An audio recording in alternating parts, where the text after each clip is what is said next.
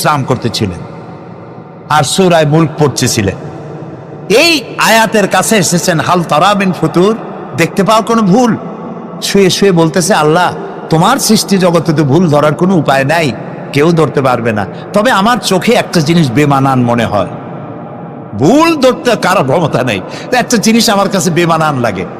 একা একা বলতেছে, সেটা হলো এই, তুমি তাল গাছ বানাইছো যেমন, তালও সেই রকম বড়, বেল গাছ যেমন বেলও বড়, নারকেল গাছ যেমন নারকেলটাও বড়, কিন্তু এত বড় বিরাট বট গাছ, ফল একেবারে এতটুকু এতটুকু, এইটা একটু বেমানান লাগতেছে।